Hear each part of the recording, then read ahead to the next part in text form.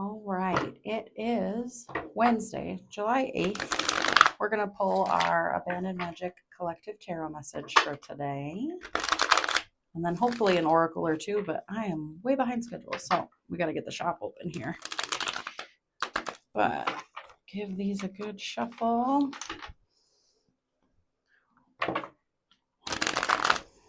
All right, what do we need to hear from the tarot for our Abandoned Magic Collective today?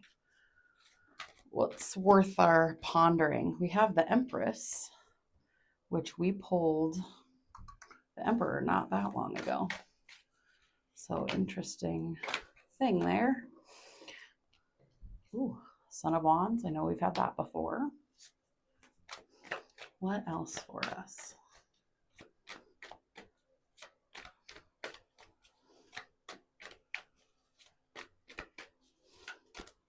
Nope, thought we had something for a second. Oh.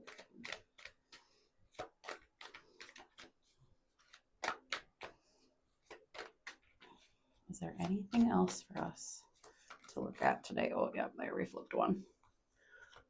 Father of Swords. My deck does not do reversals, so that's why I'll always face the card to us here. Little overview. We have one major arcana, so bigger life path type stuff. And then we have two core cards, which is relationships or how we relate to certain things. So we're going to go in order that they appear, and we're going to talk about them. Empress is similar to Emperor in that it does have like a call to nature to it. Like when shit gets heavy and hard, a return to nature is always the best reset for us. However, the Emperor is more about the masculine energy. The Empress is more about the feminine energy. The Empress in this deck in particular says, how can you love more? But it's not even like finding ways to love more. How can you find ways to love more without placing expectations or requirements on that love? Where in your life can you find it to become more loving and open? And then you want to make sure you're staying grounded while you do that. But you can absolutely be grounded in who you are and what you believe and still be open to loving others without expectations.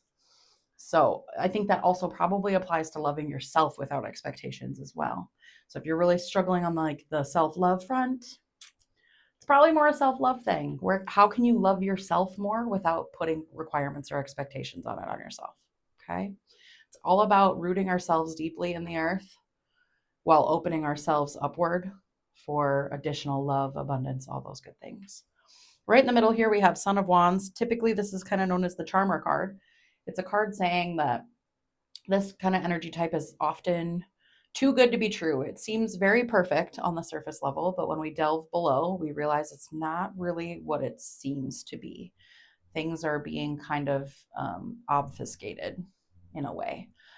It does take another like turn in this deck in particular that says, or it could be like a perfectionism thing. Are you holding too tightly to your expectations and your perceptions of the truth? Or are you really looking at the reality of the thing or the situation or the person? Are you seeking the truth or are you seeking what you're wanting out of it? And if it's about yourself too and how you relate to things, if you're waiting on something to be quote unquote perfect, you're going to be holding your breath and waiting forever. Perfect doesn't exist. It's an illusion. So we should be looking for the truth in everything and the authenticity rather than our own expectations or perceptions. At the end here, we have Father of Swords. This is talking about harnessing the energy we need to make decisions and make them swiftly, make them confidently.